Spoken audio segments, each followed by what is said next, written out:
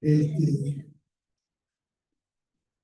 como siempre, como todos los años, nos acompaña Felipe.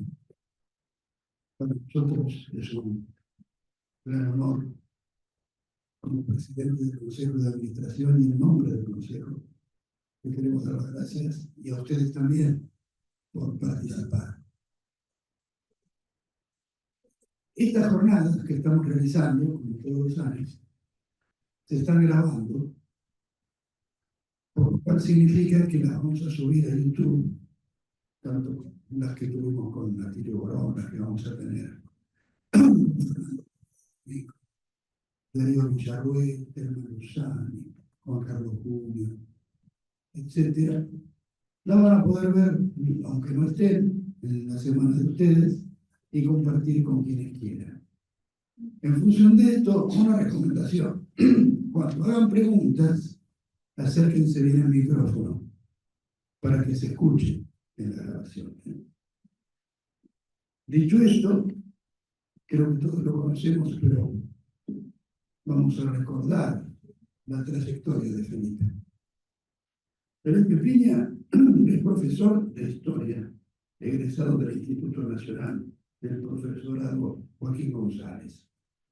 Dirigió el proyecto Ver la Historia de la Escuela Superior de Comercio Carlos Pellegrini de la Universidad de Buenos Aires. Director del Centro de Difusión de la Historia Argentina de la Universidad Nacional de San Martín. Fue conductor, junto a Mario Pergolini, del ciclo Algo habrán hecho por la Historia Argentina, que obtuvo el premio Martín Fierro 2006 y 2007 al mejor programa cultural argentino. Es director de la colección Bicentenario de la editorial MC, que viene publicando obras esenciales del pensamiento argentino de estos 200 años. En 2010 obtuvo en Madrid el premio Manuel Alba en el rubro de Historias y Humanidades. En el 2017 obtuvo el premio Conex en la divulgación. Es consultor para América Latina de History Channel, director de la revista Caras y Caretas y de historiador.com.ar, el sitio de historia más visitado de la Argentina. Escribió diversos libros. Hoy nos acompaña en nuestro ciclo de charlas para presentar los mitos de la historia argentina. Un recorrido por los temas centrales de la historia argentina, desde los orígenes hasta la generación de hoy. Bueno, gracias de vuelta, Felipe. Vos decís que el mito fundante es el llamado descubrimiento de América. ¿Por qué? Bueno, ante todo, muchas gracias, como siempre, Juan, y toda la querida gente de RCT. Gracias por venir en un día de playa como el de hoy, la verdad que me siento muy honrado. Bueno, el mito fundante, evidentemente, es el descubrimiento, que es un término completamente inapropiado. Siempre me decía a mis alumnos, imagínense ustedes esta situación, ¿no? Álvar Núñez, cabeza de vaca, descubrió las cataratas del Iguazú. O sea, los miles de guaraníes que estaban ahí no se habían enterado que estaban las cataratas, ¿no? O Balboa descubrió el Océano Pacífico, ¿no? Había del otro lado miles de chinos, millones de chinos que no sabían que había un mar, ¿no? Es un absurdo y evidentemente es una forma de contar la historia, ¿no? Las cosas cobran vida, existencia, cuando las ve un europeo, ¿no? Hasta tanto no han tenido vida ni existencia. Incluso se narra esto con la llegada del hombre blanco, ¿no? Que fíjense ustedes que al aborigen, al indígena, no se le antepone el término hombre, pero sí al blanco, ¿no? Todo comienza con la llegada del hombre blanco, entonces. Y descubrimiento pues, es un término completamente inapropiado y además el protagonista del supuesto descubrimiento, nunca se enteró que había descubierto un continente. Estamos hablando de Cristóbal Colón, un comerciante genovés, como ustedes saben, que bueno, hizo un contrato con España, luego de intentar hacerlo con otros reinos, contrato comercial que llamó la Capitulación de Santa Fe, donde en ningún momento se habla de religión ni nada que se le parezca, es un contrato meramente comercial. Y ya de entrada, hablando de mitos, una de las primeras imágenes del supuesto descubrimiento es Colón con rodilla en tierra y un sacerdote al lado, ¿no? Ese sacerdote es la primera fake news americana. No había ningún sacerdote ahí al lado, pero evidentemente la idea es que Colón vino a evangelizar y por lo tanto ya venía a la iglesia en el primer viaje, cosa que no ocurrió nomás, y no tenía por qué estar porque era un viaje comercial, ¿no? Digamos, pero no fue así, pero ya empezamos con una narrativa mentirosa de qué fue lo que pasó en ese primer viaje de Colón. Colón estaba completamente perdido. En las cartas que le manda la reina Isabel, le dice: estoy cerca del Ganges, o sea, el sagrado río de la India. Estaba en realidad, bueno, como sabemos, en lo que luego se llamó Cuba, ¿no? Lo que llamó Juana, la isla de Juana. Después dice: estoy en las proximidades de Zipango, que era el Japón, ¿no? El actual Japón, y estaba en la zona de Puerto Rico. Después habla de Catay, que era el lugar donde estaban los mongoles, y estaba en la actual Venezuela, ¿no? Así que bueno, mucha ubicación y noción de descubrimiento no tenía. Y además, como ustedes saben, Colón, América no lleva su nombre, sino que lleva el nombre de otro navegante y otro integrante de la expedición de Colón, que se llamó Américo Vespucio, que fue el primero que hizo una especie de circunvalación, llegó casi hasta el Río de la Plata, hizo un primer mapa más o menos de estas tierras incógnitas, como la llama él, la tierra incógnita, y manda este mapa a los influencers de la época, el Papa, los Medici, los mejores geógrafos que había, y entonces ellos sí determinan que había un nuevo continente, que como tal había que nombrarlo y que el nombre tenía que ser América, en honor a Américo Vespucio, ¿no? Colón tiene una trayectoria muy dramática. Por otra parte, ustedes saben que en el tercer viaje él va a ser juzgado por crímenes y por actos de corrupción y enviado encadenado a España. O sea, la propia corona considera que se ha excedido de sus funciones, y ya el cuarto viaje lo realiza sin la autorización de la corona, prohibiéndole parar en algunos puertos muy importantes de la zona española de ese momento, que era básicamente las Antillas, ¿no? Donde Colón no puede desembarcar, incluso corre riesgo su vida en esa cuestión. Digo esto porque estas cosas se habla bastante poco de la foja de servicio del almirante Colón, que por otra parte termina loco, considerándose el apóstol 13. Él dice que es el apóstol número 13, ¿no? Y reclamando lo que la corona le debía, que era mucho y que no se lo pagan.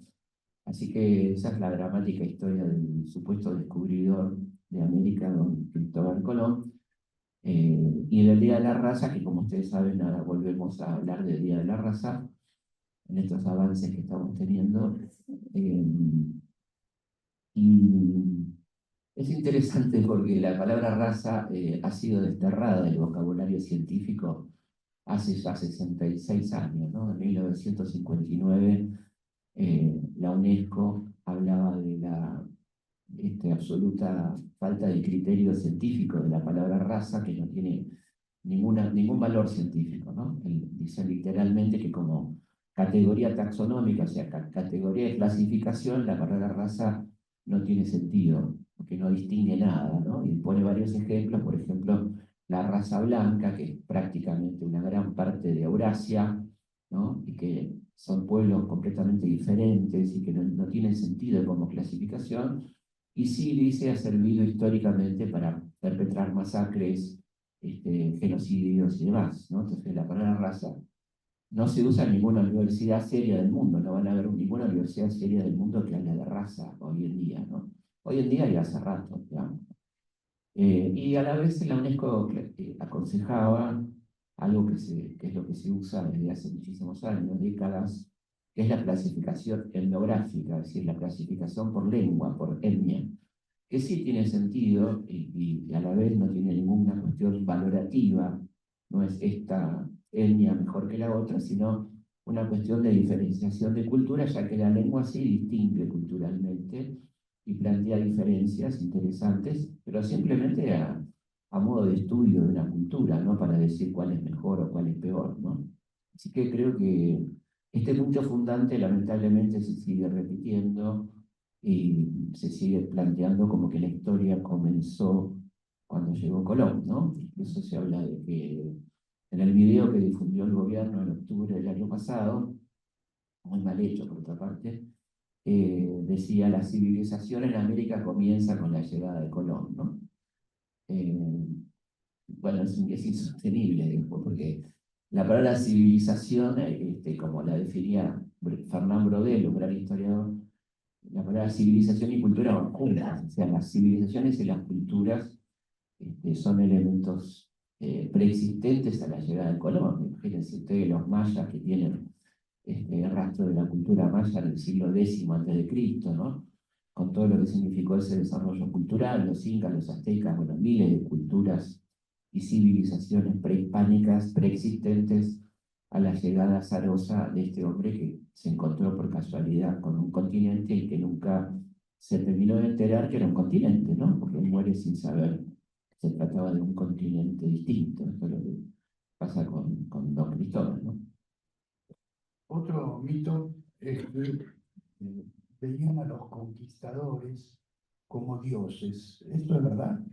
Bueno, es parcialmente cierto en algunas culturas puntuales, como por ejemplo en el caso de la conquista de México, donde hubo una confusión en cuanto a confundir a Cortés con Quetzalcóatl, que era la divinidad máxima, entonces pensaban que por las características físicas de Cortés podía ser la reencarnación, la encarnación de este dios, y por lo tanto eso limitó un poco en un principio la resistencia frente a la invasión de Cortés al imperio azteca, ¿no?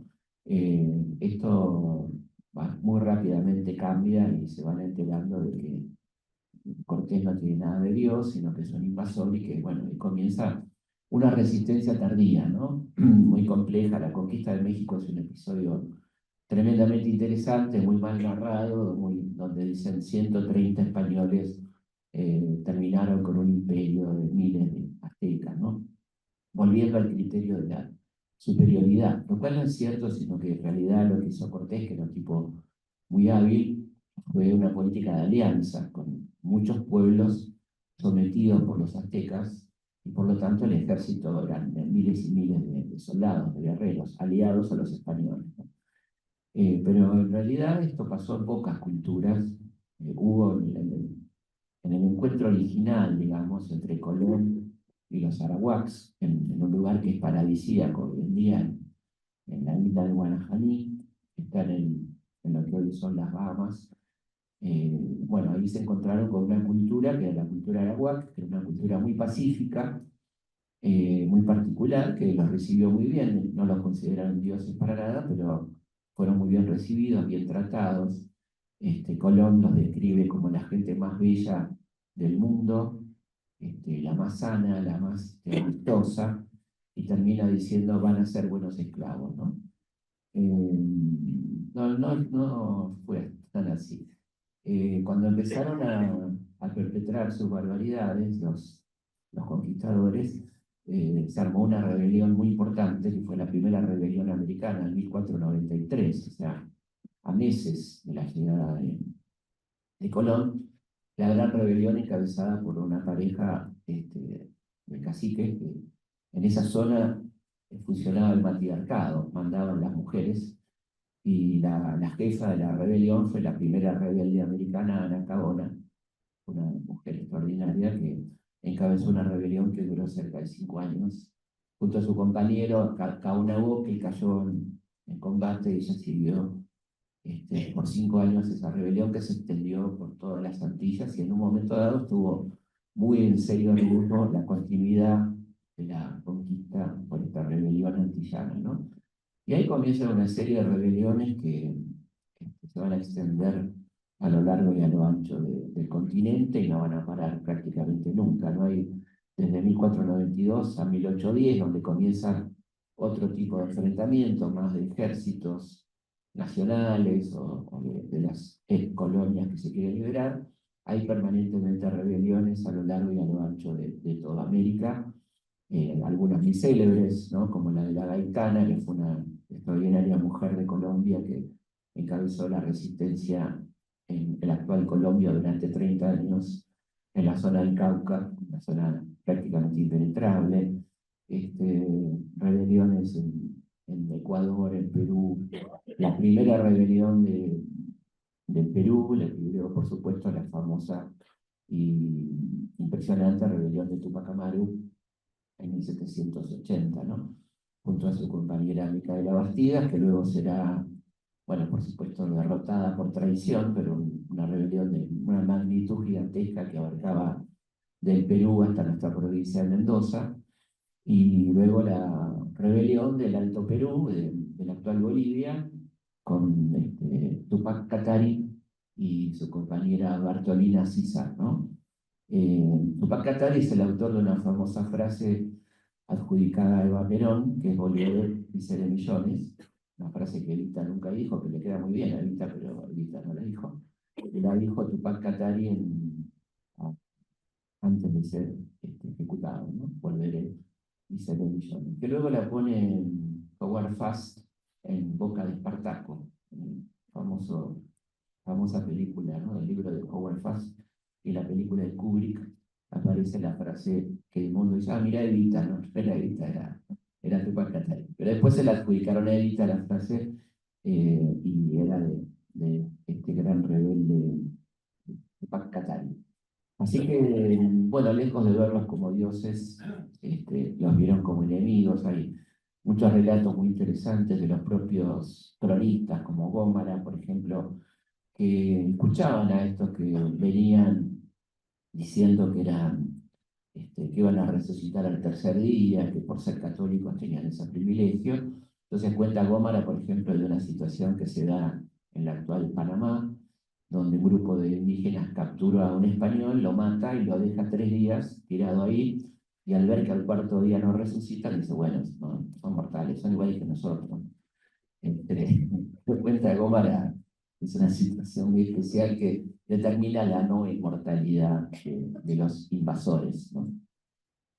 Contanos, Felipe, quién fue Mariquita Sánchez.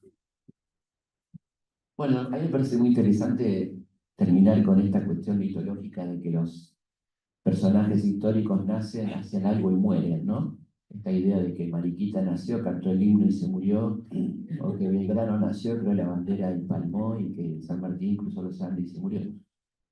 Mariquita Sánchez es un personaje sumamente interesante, que la historia machista la pone de la siguiente manera, ¿no? Una gran anfitriona que recibía en su casa a los patriotas, una especie de Mirta Legrand, ¿no?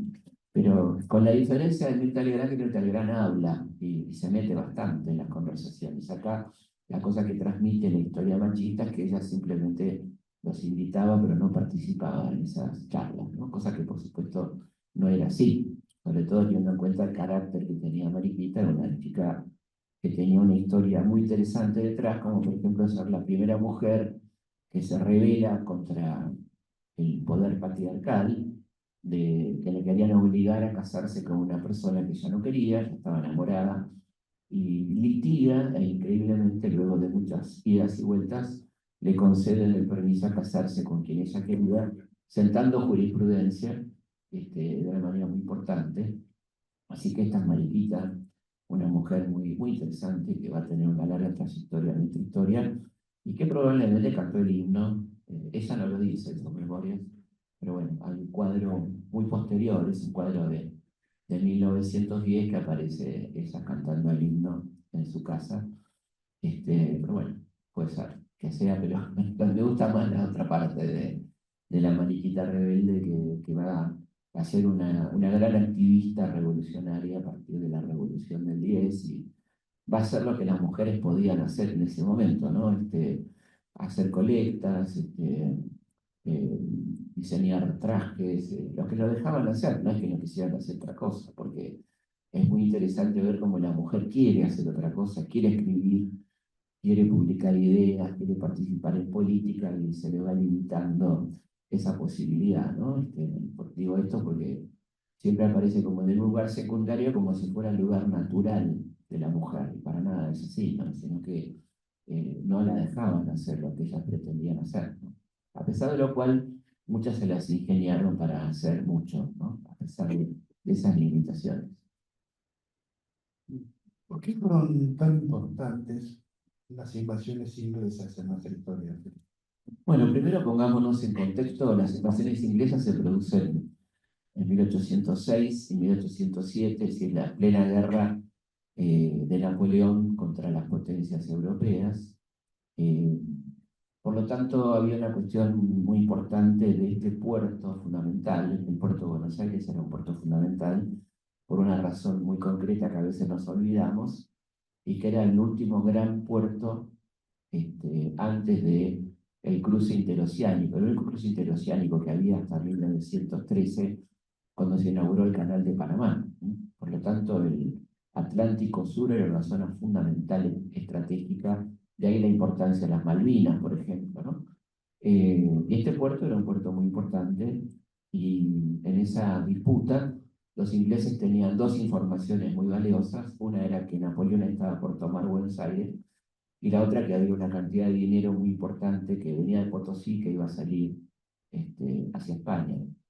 Por eso se produce la invasión, que toma totalmente de sorpresa al virrey Sobremonte, y rápidamente se toma Buenos Aires, que va a ser colonia inglesa por 45 días, donde pasan muchas cosas en ese interín. Algunos prueban los beneficios de la libertad de comercio, otros los beneficios de la libertad de imprenta, pero a la vez entienden que no quieren tener eh, una colonia, o seguir siendo colonia, ¿no? Eh, y hay muchos elementos de resistencia a esta presencia invasora. Por ejemplo, las mujeres son las primeras, según cuenta uno de los cronistas ingleses de la invasión, dice que el primer acto de resistencia fue llevado adelante por una mujer que se negó a atenderlos en una de las pocas tabernas que había en Buenos Aires. Y luego el famoso episodio de Martina Céspedes. Martina Céspedes era una mujer que tenía un despacho de bebidas en la actual calle Defensa. Iban a la noche un grupo de 12 oficiales británicos a querer tomar algo. Entonces ella le dice que no hay problema, pero que pasen de a uno. En la medida que van pasando, ella cierra la puerta, la rompe la cabeza, los maniata y los manda al sótano, y captura a 12 oficiales británicos. De esta manera, la mayor captura de oficiales, la gloriosa Martina Céspedes. Cuando termina las invasiones con la rendición de Belfort, Martina va a devolver 11 oficiales porque se produjo un síndrome de Estocolmo, y uno se enamora de la hija de Martina, que se le viene a casar. El otro episodio hermoso de los tantos que hay, ¿no? De la resistencia, tenemos a Manuela la Tucumana, ¿no? Que resistió, Manuela Pedraza, que siguió luchando después de la muerte de su marido.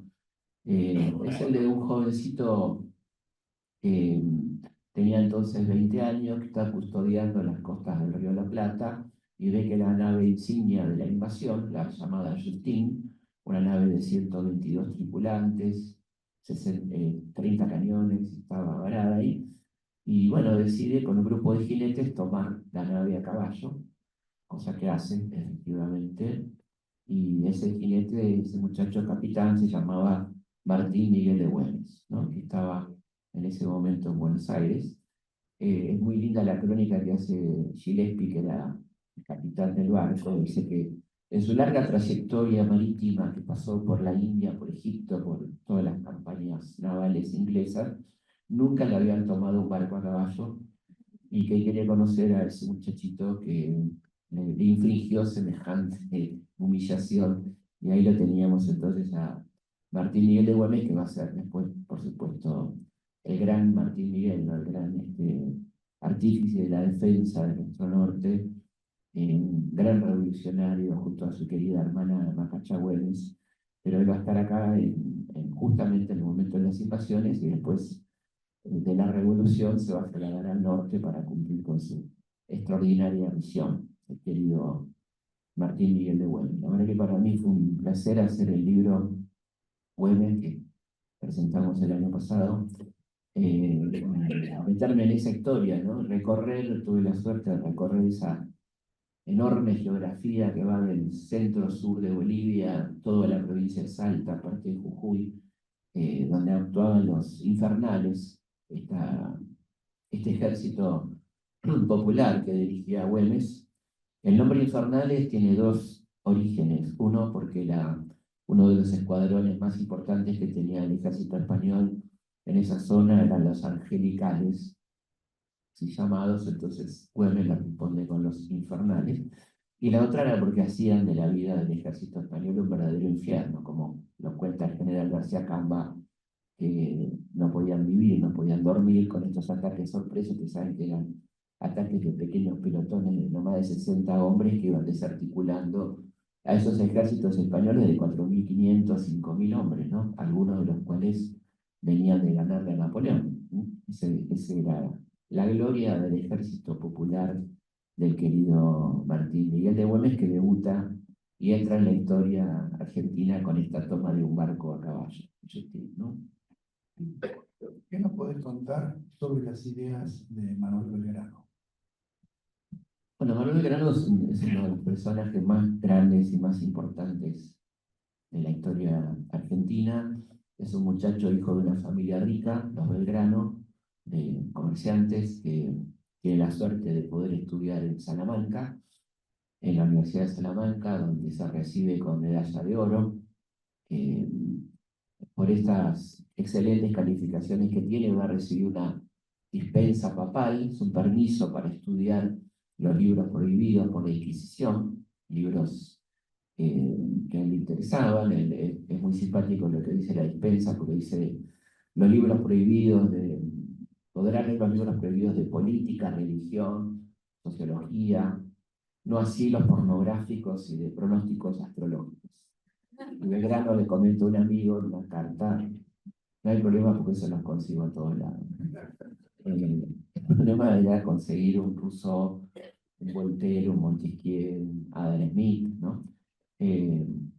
Así que se va a nutrir ahí de ideas revolucionarias que va a trasladar o a tratar de trasladar a Buenos Aires cuando lo nombran secretario del consulado, y viene acá con mucho entusiasmo, viene en 1794, vuelve, bueno, y al poco tiempo escribe su autobiografía, grande fue mi decepción cuando conocí quiénes eran mis compañeros en el consulado, todos mercachifles que solo sabían comprar por 4 para vender por 8. Y los nombra José Martínez de Oz, Tomás de Anchorena, y así podíamos, Álzaga. Pero bueno, lo interesante es que él no se desanima, ¿no? Y escribe las fabulosas memorias del consulado, que son 16 tomos, donde habla de todos los temas de la economía nacional, de un proyecto de país que todavía no existía, ¿no? Él habla ahí, por ejemplo, de la necesidad de que la educación sea gratuita, obligatoria y a cargo del Estado. Mucho antes, 100 años antes de la ley 1420, la ley de Sarmiento, él dice cómo debería ser esto, por qué el Estado tiene que hacerse cargo de la educación, la importancia de un buen salario para los maestros, la calidad de la educación pública. Bueno, todo esto escribe en 1795.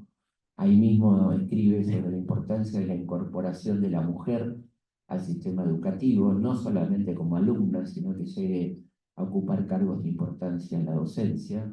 Y tiene un artículo bellísimo, 1795, que se llama Sobre la igualdad del hombre y la mujer. Piensen ustedes 1795, ¿no? Lo que era escribir esto un año después de que, por ejemplo, en París mandaron a la guillotina Olimpia de Gouges, esta mujer que escribe los derechos de la mujer y la ciudadana, porque ella decía que los derechos del hombre y el ciudadano eran para los varones, pero que las mujeres podían seguir estando excluidas, ¿no? Que no podían participar en política, escribir artículos periodísticos, firmar libros. Entonces, bueno, las mujeres seguimos sin derechos, ¿no? Bueno, la mano era la guillotina, en ese París revolucionario. Y acá un año después tenemos a Belgrano hablando de los derechos de la mujer, algo muy impresionante. Es el gran promotor de la industria, por eso estoy en una campaña bastante solitaria para cambiar el Día de la Industria, porque tenemos el Día de la Industria el 2 de septiembre, que conmemora un hecho bastante especial, del 2 de septiembre de 1587, cuando el obispo Francisco de Vitoria, el obispo de Tucumán, que era un obispo comerciante, envía a Brasil bolsas de harina y telas producidas en Tucumán y Santiago del Estero. Pero bueno, el gobernador Velasco venía siguiéndolo de cerca, el obispo Vitoria, y requisa ese envío y encuentra que en las bolsas de harina iban barras de plata del Potosí como contrabando, ¿no? O sea que nosotros festejamos el Día de la Industria con un gran contrabando. Yo propongo que en vez de conmemorar a un obispo contrabandista, hagamos un homenaje al padre de la industria argentina, que se llama Manuel Belgrano, que fue el primero que habló de industria en nuestro país. Proponía, decía, los países civilizados se cuidan de no exportar materia prima, sino antes de transformarla localmente, porque de lo contrario estamos creando empleo en el país importador y nos quedamos nosotros desocupados, ¿no? Y proponía finalmente, no exportemos cueros, exportemos zapatos. Hablaba del valor agregado, la importancia del valor agregado y todo lo que implica la industria para un país. Hablaba del cuidado del medio ambiente, por ejemplo, de por cada árbol talado plantar dos, la diversificación de los cultivos, la rotación del cultivo, el cuidado de la tierra, bueno, todo esto, ¿no?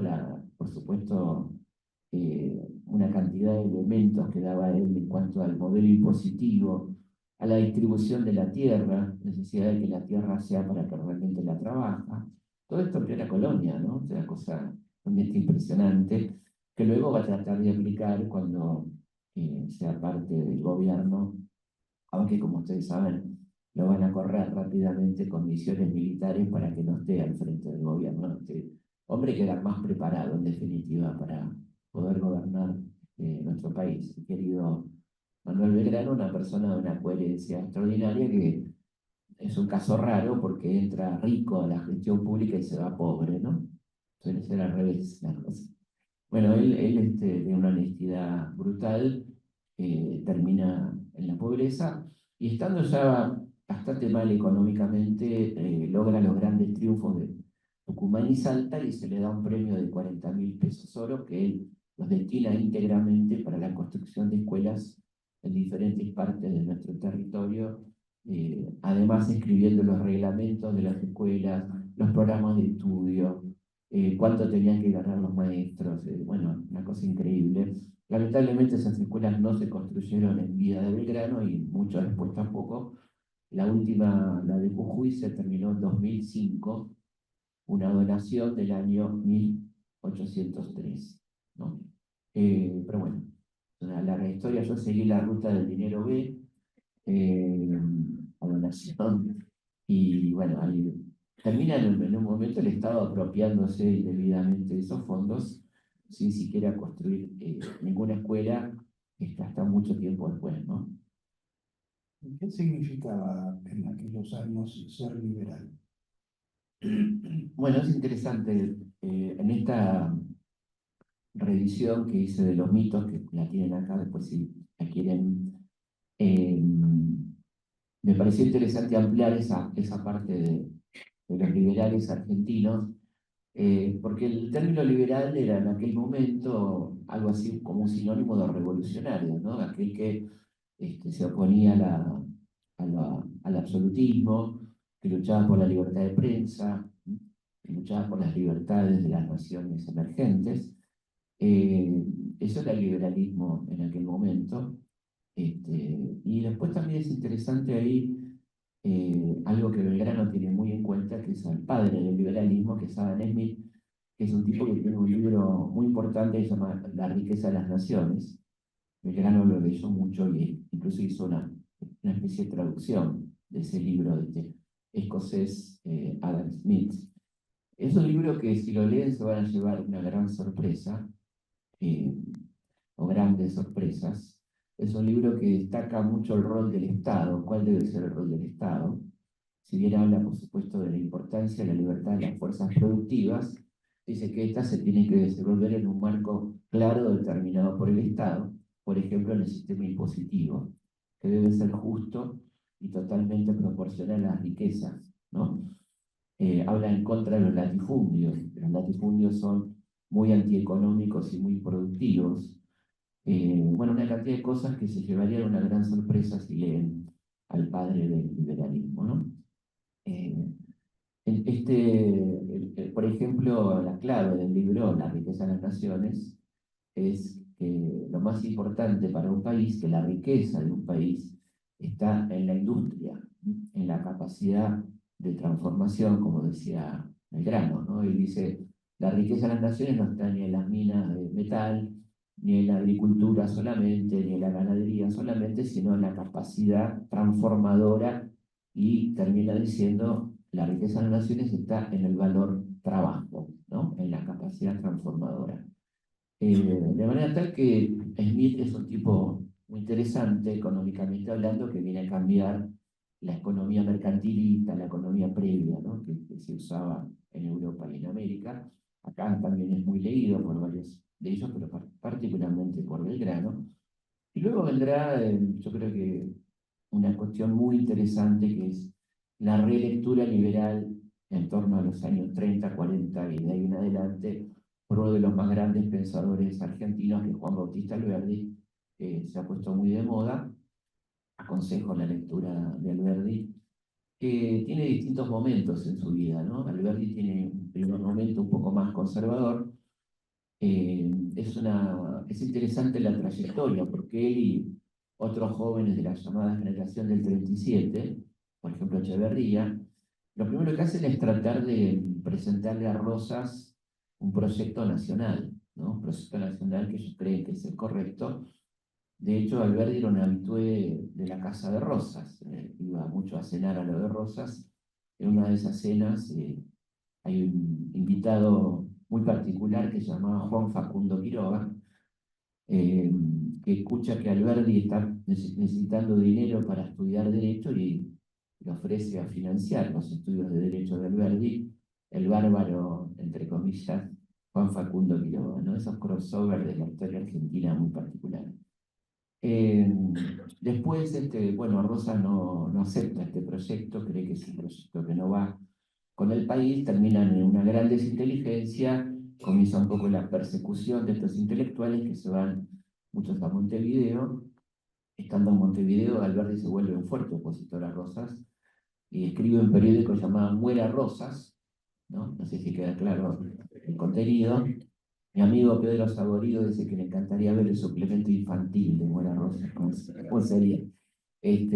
Bueno, y después será el autor de un libro muy importante que se llama Las Bases y Punto de Partida, que me gustaría que alguna gente que lo promueve mucho lo lea primero. Ahí está llamando Alberti, atiéndanlo, por favor. Eh, el libro dice en sus primeras páginas, digo, no hace falta leérselo todo, pero en sus primeras páginas, ¿sabe qué dice Alberti? No existe la libertad sin equidad. La igualdad es fundamental en toda sociedad porque sin ella la libertad lleva al dominio fatal de un sector social sobre el otro. Esto dice Alberti en Las Bases. Así que está bueno que si lo quieren ir leyendo, algunos. Y además el libro habla mucho del rol del Estado, de las cosas que el Estado debe asumir como esenciales, como por ejemplo la educación, por ejemplo la seguridad, la defensa, ¿no? La salud, etcétera. Habla de que esos son los deberes irrenunciables del Estado, que ustedes por otra parte lo pueden ver en la Constitución, que termina plasmándose a partir del texto fundante de Juan Bautista Alberdi, ¿no?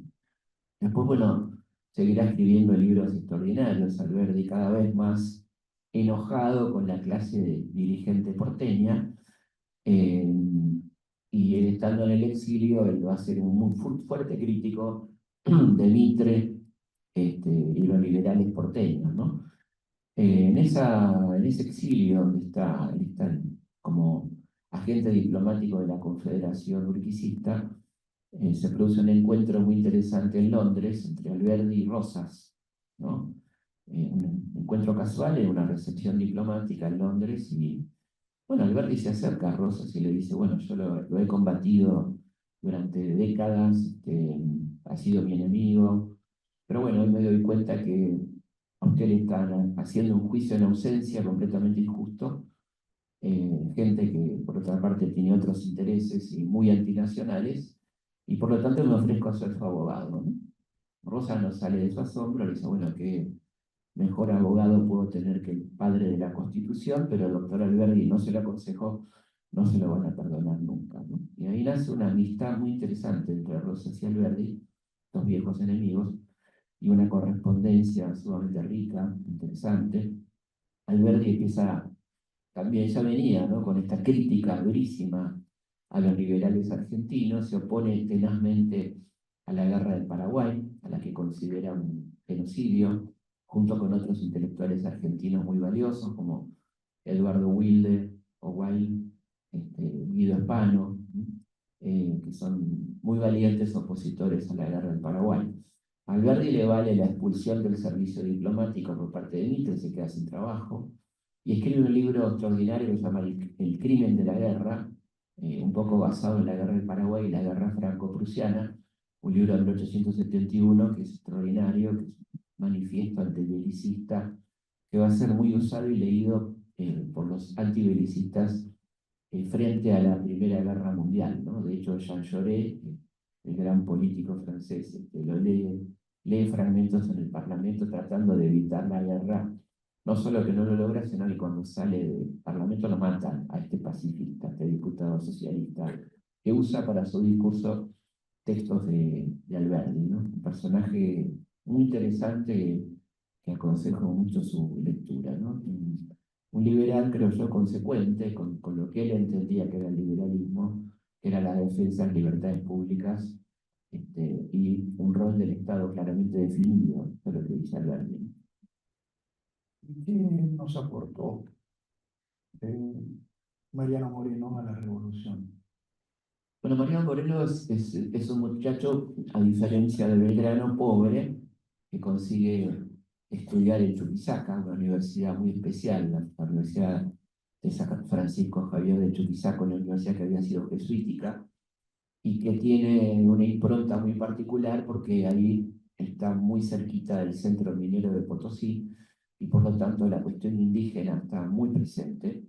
Él, de hecho, se va a graduar de abogado con una tesis sobre la explotación de los trabajadores indígenas en las minas, un hecho bastante incorrecto, una tesis increíble, y instala junto al doctor Gascón, que es una calle de Almagro, pero que era un gran jurista, Gascón, su primera estudio de abogado, pero como sigue con esta política de defensa de los indígenas explotados, empieza a ser perseguido y tiene que salir rápidamente de Chuquisaca junto a su querida compañera Guadalupe, María Guadalupe Cuenca, y su hijito Marianito. Y llegan a Buenos Aires, el padre le consigue un empleo de abogado en el Cabildo, y tiene un primer pleito contra, estamos hablando del año 1804, tiene un primer pleito contra un muchacho que decía que él era abogado y que el cabildo no le estaba pagando el plus por título de abogado. Mariano Moreno averigua y ese muchacho no solamente no era abogado, sino que no había terminado la secundaria. Y ese muchacho se llamaba Bernardino Rivadavia, ¿no? Un hombre que tendrá su trayectoria posteriormente.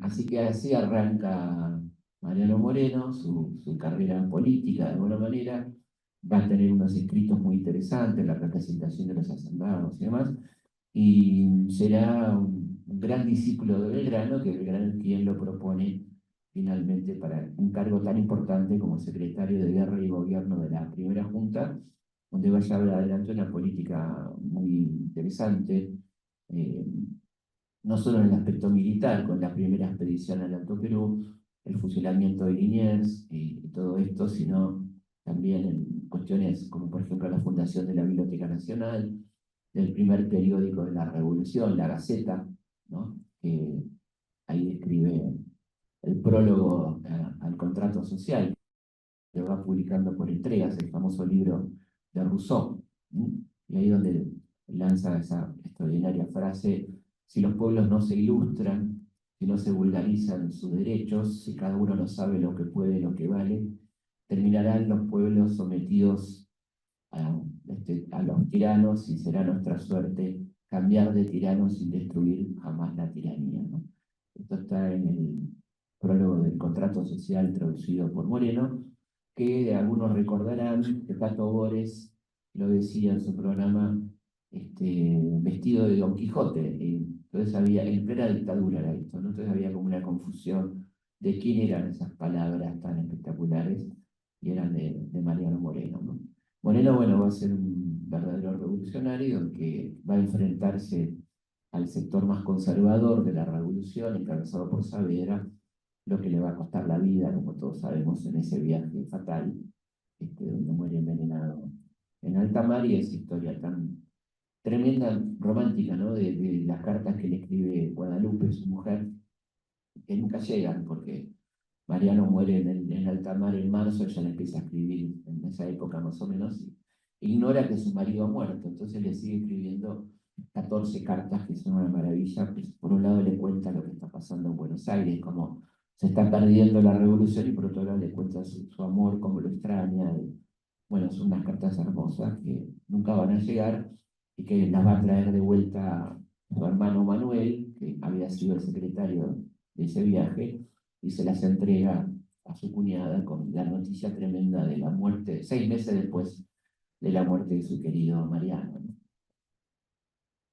¿Cómo cambió la dinámica militar y política con la llegada de San Martín, Felipe?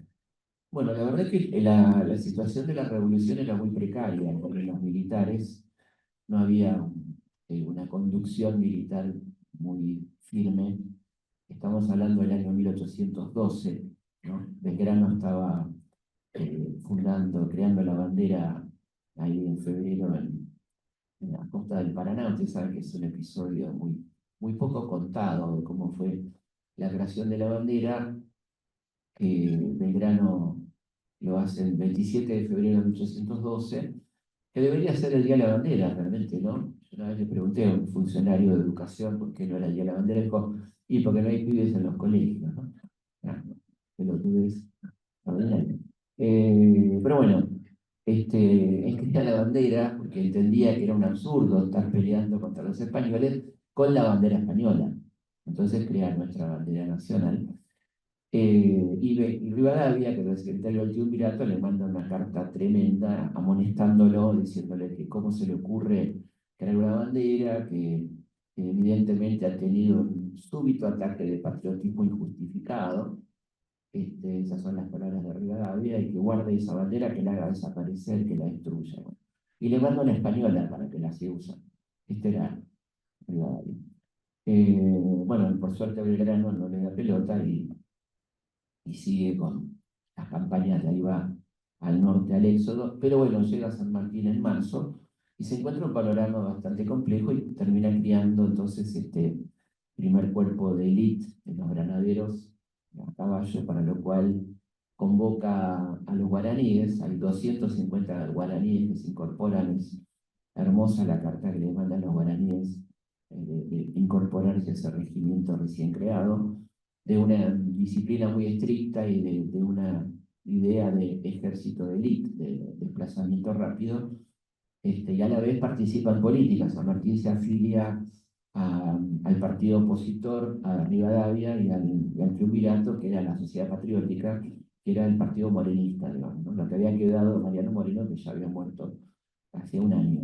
Así que se mete mucho en política, de hecho participa del derrocamiento del triunvirato, y a la vez que está armando este regimiento que va a tener su debut, como todos sabemos, en el combate de San Lorenzo, que es un combate impresionante, que tiene por objetivo frenar los ataques de los españoles que estaban en Montevideo. Recordemos que Montevideo seguía siendo una colonia uruguaya, ¿no? O española, quiero decir. Y por lo tanto de ahí venían los ataques. Y por eso había que defender las costas del Paraná. San Martín armó una estrategia muy genial, que piensen ustedes que la fuerza española eran 250 hombres más apoyo naval desde el río, los granaderos eran 150 y en 15 minutos los derrotan, ¿no?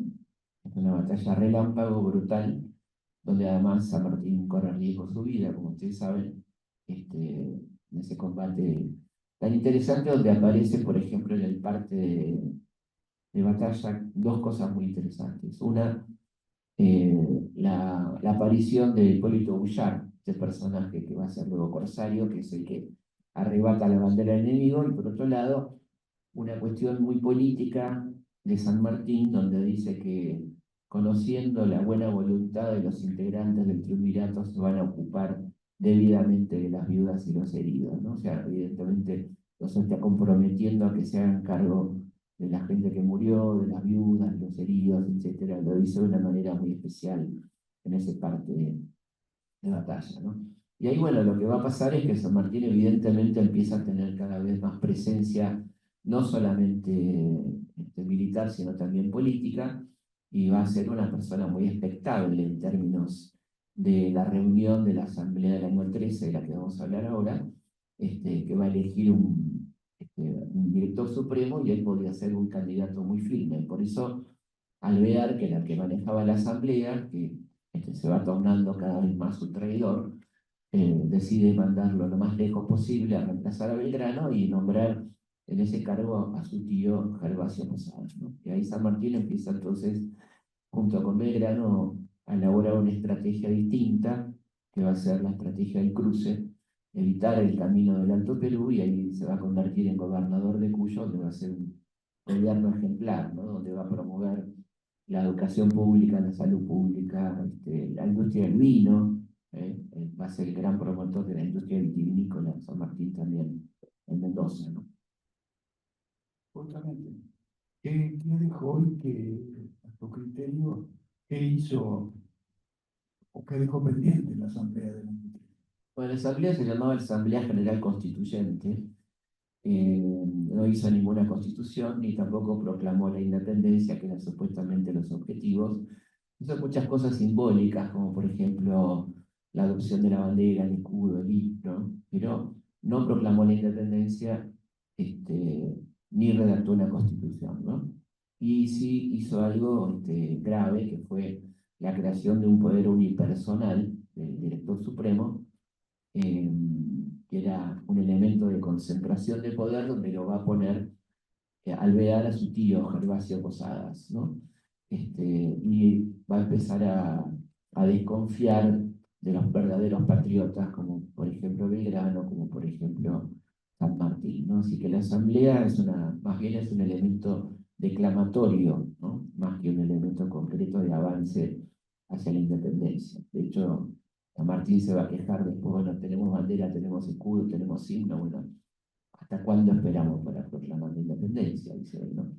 Y este poder central, que es el directorio, se va a transformar en un fuerte enemigo de las provincias, y va a ser un desencadenante del gran conflicto con Artigas. Ustedes saben que Artigas manda sus diputados, los famosos diputados orientales, que no son de Uruguay, son de Uruguay, de Corrientes, de Misiones, de Entre Ríos, ¿no? De la zona que controlaba Artigas, y que vienen con propuestas muy concretas, las famosas instrucciones de Artigas: la independencia inmediata, el traslado a la capital, el sistema federal de gobierno, el sistema republicano, el reparto de las rentas de la aduana, bueno, todas cosas que para Buenos Aires eran inaceptables, y por lo tanto son rechazados los diputados artiguistas, pero queda un programa muy claro y revolucionario, que es el programa de Artigas, el programa federal, y ahí comienza a larvarse claramente la guerra civil, ¿no? A partir de ese momento. ¿Y por qué es clave el año 1815 en nuestra historia? Bueno, 1815 es clave en la historia mundial, porque ustedes recordarán que el 15 es el año de la caída de Napoleón, ¿no es cierto? Lo cual cambia el panorama geopolítico mundial. Vuelven las testas coronadas a sus países, había vuelto Fernando VII al trono, bueno, tuvo una cantidad de cosas que hace que cambie el panorama mundial. Y en Argentina está gobernando Carlos María de Alvear, ya ocupó el lugar de su tío, es el director supremo, entra en pánico Alvear y manda una misión a Río de Janeiro para entregar estas provincias a Inglaterra, ¿no? Manda a Manuel José García, había un embajador inglés en Río, le dice que estas provincias se abandonan ante la buena voluntad del Imperio Británico y que quiere ser una colonia inglesa. Bueno, cuando esto bueno, le pasa a García y a Alvear le pasa lo peor que le puede pasar a un arrastrado, que le dicen que no. Inglaterra le dice que no nos quiere como colonia porque en realidad ya tenía un pacto con España que no podía acceder a ese pedido tan rastrero de que seamos una colonia inglesa. Cuando se conoce esta tradición de Alvear, aquí se subleva el ejército de los Andes con San Martín a la cabeza, el ejército del norte, Alvear cae y se dirige exiliado a Río de Janeiro, y cuando llega a Río de Janeiro lo primero que hace es pedir hablar con el embajador español, Villalba, al que le transmite todos los secretos militares argentinos y le pide perdón al rey Fernando VII. Dice que él estuvo muy equivocado, que era un subversivo, literal, y que se siente un delincuente y que le pide perdón por haber incurrido en una sublevación contra su majestad, una cosa espantosa, ¿no? Ese es Alvear, que tiene calles en todo el país, como ustedes saben, hay pueblo de la Argentina que no tengo nada. Calle Alvear, que a veces se cruza con San Martín, ¿no? Alvear intentó asesinar a San Martín. Este es un dato muy interesante que lo cuento en mi libro La voz del gran jefe. Cuando San Martín se rebela, él manda un grupo de sicarios a asesinarlo, que es descubierto por el excelente servicio secreto sanmartiniano, que era de una gran eficiencia. Bueno, de los sicarios no queda ninguno, y San Martín salva su vida, ¿no? Así que esta es un poco la situación. Caído Alvear, evidentemente no queda otra que sí convocar entonces a un Congreso General Constituyente que va a ser el famoso Congreso de Tucumán, ¿no? ¿Y qué pasó en el Congreso de Tucumán? Bueno, ustedes se acuerdan que uno de los grandes temas era, en nuestra escuela primaria, era los problemas de matemáticas, cuánto tardaba en llegar un congresal a Tucumán, ese tipo de cosas, ¿no? Qué comían, las empanadas de la señora Bazán, ¿no? Bueno, todos detalles de color. El Congreso Tucumán es un congreso constituyente, por lo tanto, de ahí tenía que salir una constitución y la proclamación final de la independencia. Comienzan con debates de todo tipo, sistema impositivo, por ejemplo.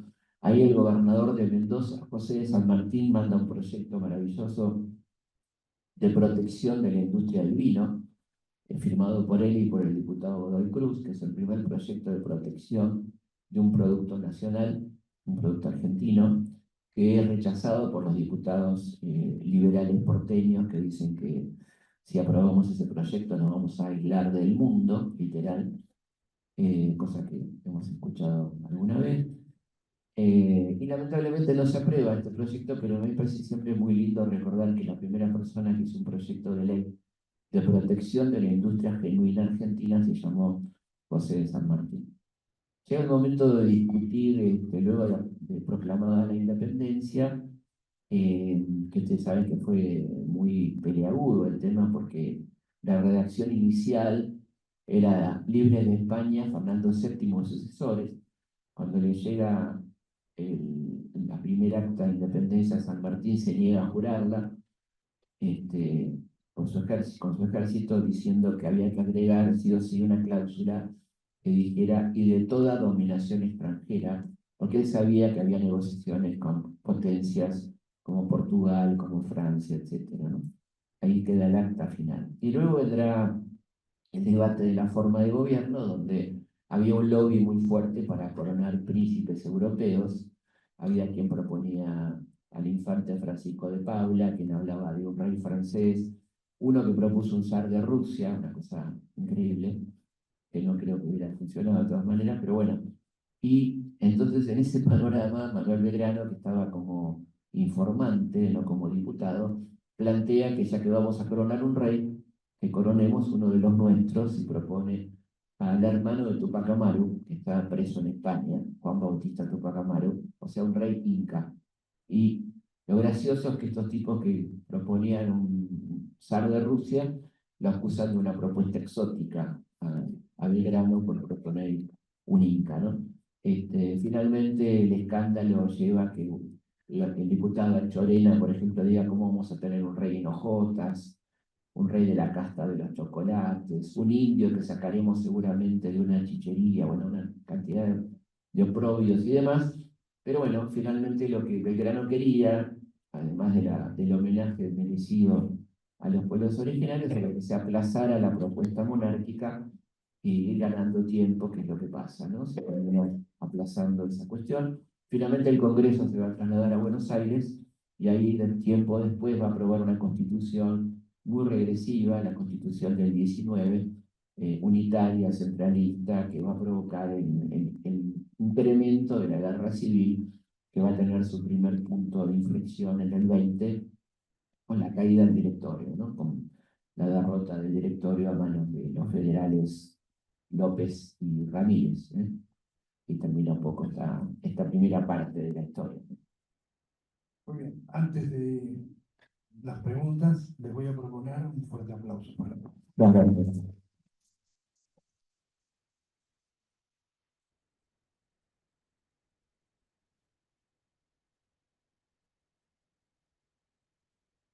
Ahí, alguien te voy a hacer una pregunta.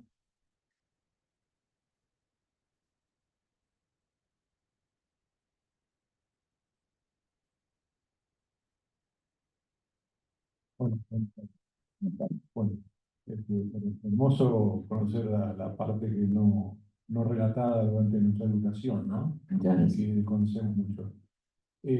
Algo que siempre me quedo dando vueltas en la cabeza y no tengo claro es qué alcances reales tuvo sobre San Martín la participación de la supuesta logia o de la masonería. ¿De qué ideas estaba imbuida la masonería? ¿Qué buscaba? Y concretamente, ¿qué formación le dio a San Martín en la construcción de su gobierno en Mendoza o de su tarea libertadora? bien. Bueno, la masonería es una institución muy antigua que tiene distintos momentos, pero sobre todo se desarrolla con fuerza desde la Revolución de los Estados Unidos. De hecho, la plana mayor de la Revolución norteamericana son todos masones, ¿no? Jefferson, Adams, Washington. De hecho, si usted ve el billete del dólar, es un símbolo masónico, ¿no? La famosa pirámide. Y luego, por supuesto, se profundiza con la Revolución Francesa, con los postulados de libertad, igualdad, fraternidad y de combatir la oscuridad y de promover la luz o la ciencia, digamos, ¿no? Eh, Tuvo mucha importancia en esas revoluciones, muchos librepensadores fueron masones, grandes escritores, grandes músicos como Mozart, por ejemplo, bueno, la lista es muy larga, y era como la militancia en la libertad frente a la opresión de los gobiernos autoritarios, de la iglesia, ¿no? Del poder eclesiástico y demás, a pesar de que no era anticatólica de ninguna manera, incluso llegó a haber obispos masones, ¿no? Pero sí se oponía al poder del Vaticano, por ejemplo. Con lo cual terminaba siendo algo muy progresista, y por eso que tuvo tanta injerencia en las revoluciones latinoamericanas. Había distintas logias, la logia francesa, la logia escocesa. En Argentina tuvo mucha importancia, por ejemplo, después de las invasiones, la logia escocesa, después tuvo un poco más de importancia la francesa. San Martín se afilia a una logia en Cádiz en 1808 que tenía cierta referencia con las logias inglesas, Esa logia es muy importante, la logia de excavaciones racionales que dirigía Francisco de Miranda, y ahí entonces a la cual están afiliados gran parte de los libertadores, por ejemplo Bolívar, por ejemplo O'Higgins, y otros patriotas. Eh, y cuando San Martín llega a Buenos Aires crea una logia junto con Alvear, era la logia Lautaro, que tenía como principio la libertad, la independencia y la constitución, esos son los planteos. A poco tiempo de fundar la logia, Alvear empieza a demostrar y a dar signos de cierto acercamiento al poder español. San Martín empieza a dudar fuertemente de esas cuestiones hasta que claramente queda en evidencia cuando Alvear plantea la entrega de las Provincias Unidas a Inglaterra. San Martín se opone y rompe con la logia, cosa muy rara, ¿no? Romper con una logia, y crea una logia propia en Mendoza, y va a hacer lo propio después en Perú. Eh, la influencia de la logia es importante, pero no es determinante, ¿no? Esto lo dice el propio San Martín, es como una pertenencia donde hay en algunos casos presiones de poder, pero no fueron determinantes, ¿no? En el caso de lo que hizo San Martín en el Perú. Y él se niega a hablar, Miller, que es la única entrevista en la que da, se niega a hablar mucho del tema de la logia, pero bueno, él siguió siendo masón hasta los últimos días de su vida, pero cuando no estuvo de acuerdo con disposiciones, sugerencias u órdenes de la logia, él no las acató, de lo cual habla de una persona con mucha capacidad libre pensador, ¿no? Esto es lo que vemos. Y no es cierto que haya sido una orden de retirada lo de Guayaquil, como se dice, sino que simplemente San Martín, por el contrario, intenta seguir en la lucha de independencia cuando le propone a Bolívar ser su segundo, y Bolívar no lo acepta, ¿no? Pero no es una orden, como se dice, sin ningún fundamento de alguna lógica, ¿no? Igual da para una conferencia. Es muy largo, pero trato de ser sintético. Sí, Sí, ¿qué tal? Buenas tardes. Muchas gracias por su exposición. buenas tardes. Yo le quería hacer una consulta concreta que tiene que ver, hablando de retiradas, de la retirada de Justo José de Urquiza en la batalla de Pavón, cuando lo doblaban fuerzas al ejército de Mitre, y qué consecuencias pudo haber traído eso en la forma de gobierno federal de la República Argentina, que ya se había dispuesto en 1823. Gracias. Bueno, ahí hay dos cosas. Hay un documento muy interesante hablando de la masonería. Ustedes saben que tanto Mitre como Urquiza eran masones. Y hay una famosa acta de Pavón que está en la biblioteca de la logia, que está en la calle Perón y Libertad.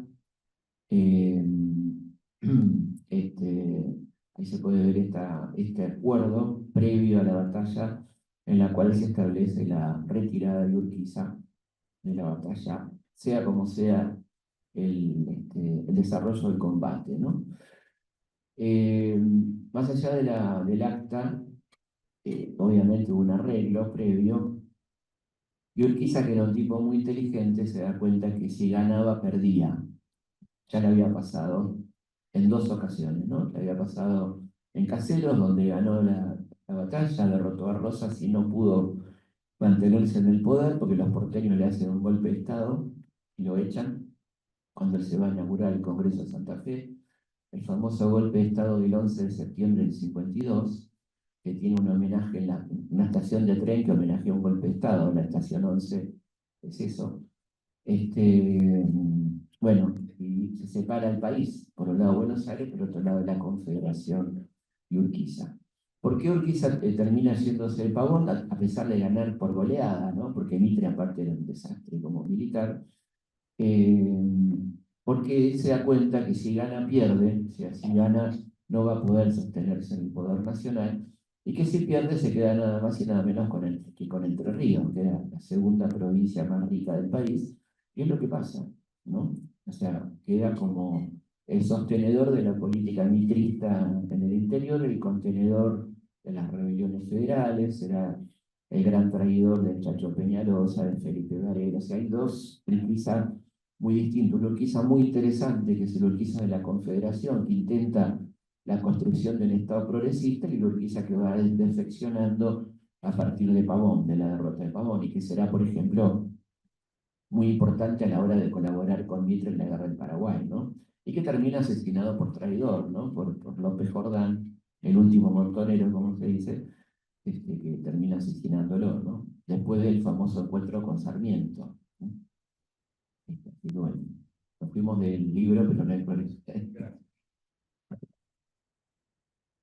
Bueno, muchas gracias por tus presentaciones, no solo la de este año, sino todas las anteriores. Muchas gracias.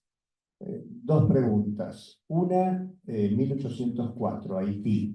Sí, Vos llegaste hasta 1820. ¿Qué importancia tuvo el levantamiento de Haití? Esa es una. sí, Y la segunda, como llegaste hasta 1820, ¿desde cuándo hay Argentina bien. como tal? Bueno, vamos en orden entonces. La primera, 1804, es la primera derrota de Napoleón a nivel mundial. O sea, es la sublevación de la isla de Haití, de Santo Domingo, colonia francesa, donde se produce la primera independencia latinoamericana. Ustedes saben que en 1804 se produce la primera independencia de un país latinoamericano. Haití es un país latinoamericano por su habla francesa, y derrotan a los colonizadores franceses y se transforma en la primera república de esclavos de la historia. En definitiva, Toussaint Louverture, que era el líder revolucionario, era un esclavo. Hay una película extraordinaria, se llama Queimada, de Gillo Pontecorvo y con Marlon Brando. Se la recomiendo, está en YouTube. Me cuenta un poco esta historia, ¿no? Y bueno, es una república muy generosa, la primera república que va a ayudar a Bolívar con armamento, con hombres, a combatir con la condición de que Bolívar, a donde vaya liberando, libera a los esclavos, cosa que Bolívar no hace.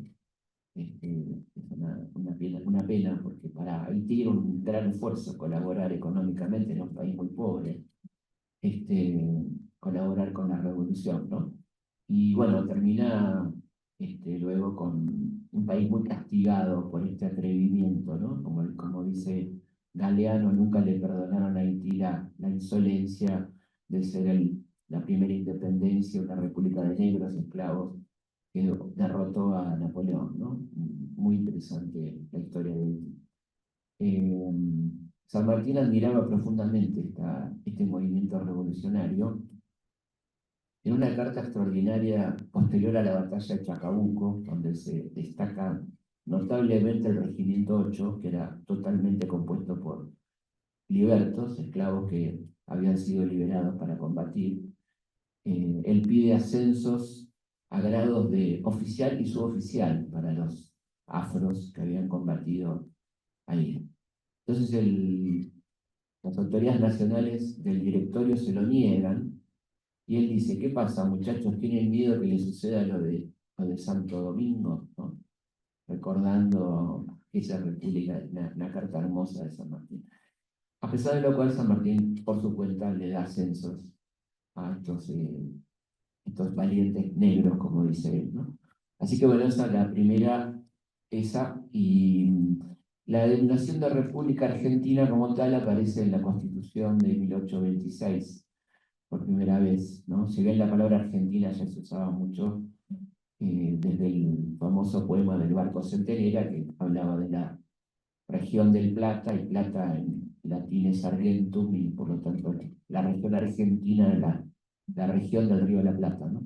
Pero como tal, como República Argentina, aparece oficialmente en aquella Constitución del 26 que proclama presidente a Bernardino Rivadavia, que va a durar un año en la presidencia nada más, y que se va cuando su gobierno es un desastre, y cuando se va a su casa se lleva el sillón de Rivadavia, digo, para que no sigamos diciendo el sillón de Rivadavia.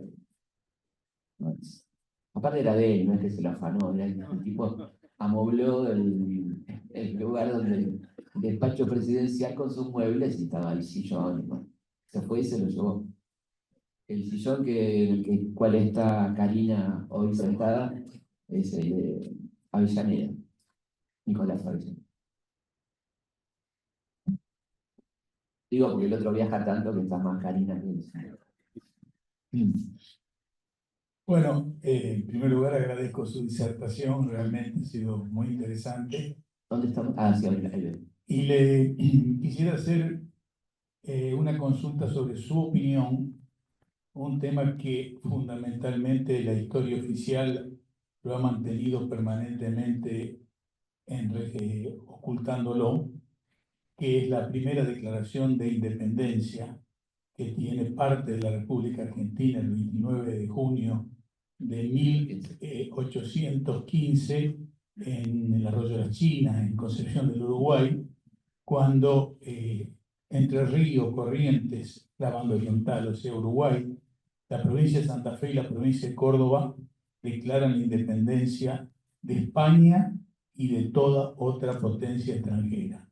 Tal es así que los delegados de Santa Fe, de Corrientes y de Entre Ríos, ya bueno, lamentablemente la banda oriental se había perdido, no participan del Congreso de Tucumán, salvo Córdoba, que bueno, que la postura de Córdoba es totalmente rechazada porque mantiene la raigambre federalista. Quería saber la opinión suya sobre esa declaración de independencia que muchas Bueno, veces... usted lo dijo todo, así que no tengo mucho más para decir, pero sí debo decir que fue muy importante, primero porque es la primera declaración republicana, además claramente, no solo de la independencia, de la forma de gobierno, la adopción de la bandera celeste y blanca con la franja roja, la bandera artiguista, un hecho de una gran audacia. Lamentablemente no tenemos prácticamente documentación sobre ese congreso, es una pena. Hay escritos posteriores, relatos, pero no tenemos los documentos del Congreso del Arroyo de la China, pero sí es un antecedente fundamental, ¿no? de nuestra independencia. En el caso de Córdoba, lo que pasa es que Córdoba era parcialmente federal, no era una provincia totalmente federal, sino que había sectores de Córdoba que respondían a Artigas y otros sectores que no, dentro de Córdoba. El gobernador, uno de los gobernadores, con el coronel Díaz, por ejemplo, sí, pero después no. Y una zona de conflicto permanente, Córdoba, por supuesto, ¿no? Por su posición mediterránea, como sabemos. No, Pero bueno, yo creo que fue un elemento, un antecedente muy interesante, y no es que no quieran mandar diputados al Congreso de Tucumán, sino que ocurre que justamente en ese momento, en el año 15, cuando con muy buena voluntad Artigas manda una delegación para hablar con Álvarez Thomas, el director supremo, para participar en el Congreso de Tucumán, esos diputados son secuestrados en Buenos Aires y al mismo tiempo se invade la provincia de Santa Fe, con lo cual Artigas decide que no tenía sentido mandar diputados al Congreso de Tucumán, porque no iban a poder expresar sus ideas.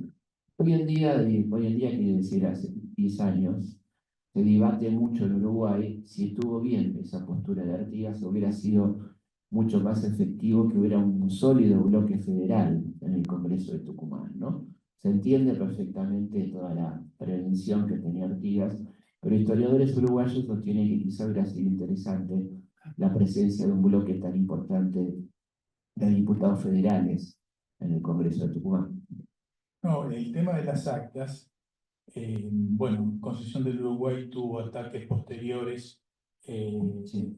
los portugueses, incluso de Buenos Aires y todo, que destruyeron muchas Sí. cosas. Y tengamos presente también que las originales de las actas de Tucumán no se conocieron, desaparecieron, salvo copias que posteriormente fueron presentadas, ¿no? Perdón. Sí, por suerte había copias en el momento, y el acta original fue robada cuando estaban llegando a Buenos Aires. Nos robaron la independencia. Exactamente, un símbolo, ¿no? Sí.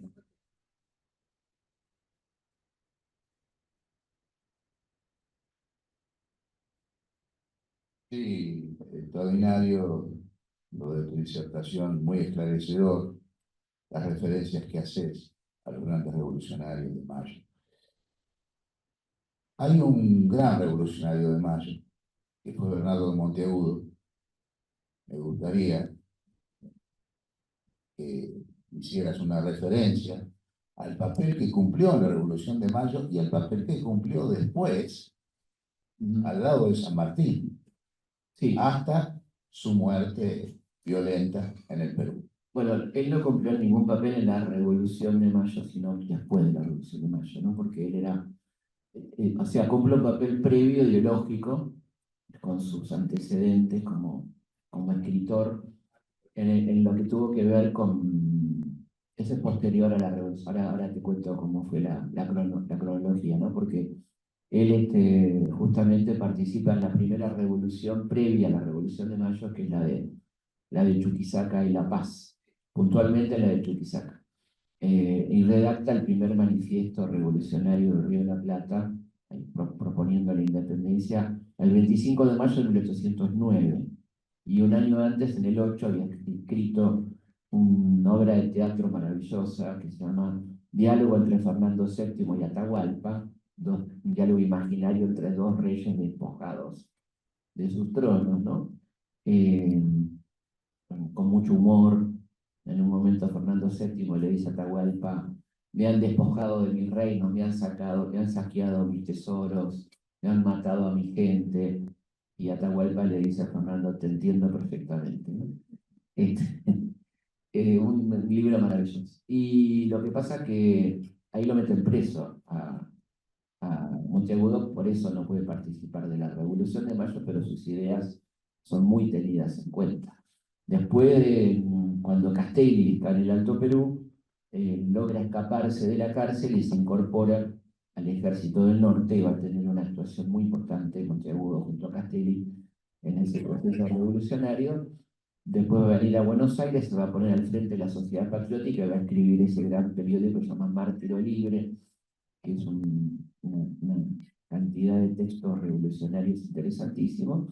Y finalmente se va a incorporar a- al gobierno de San Martín en el Perú. Va a ser su primer ministro, con muchas iniciativas muy interesantes y muy revolucionarias, ¿no? Monteagudo, que va a morir en busca de un sueño, dicen algunos, que era, mientras se estaba preparando el famoso Congreso de Panamá, el congreso que iba a declarar los Estados Unidos de América del Sur. Ahí lo matan en ese contexto, en el año 25, al querido Bernardo Monteagudo, el más importante colaborador que tenía San Martín en el gobierno de Perú, un gran tucumano, Bernardo Monteagudo.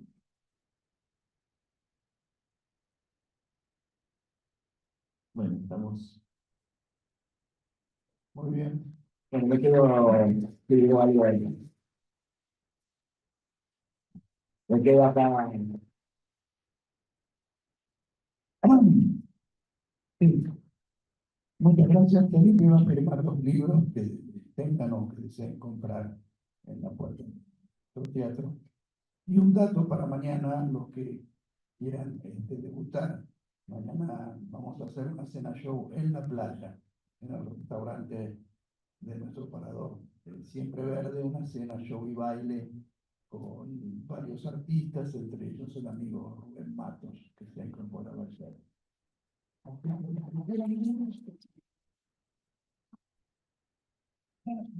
Es un de tres platos. Buenísimo. Me quedo entonces.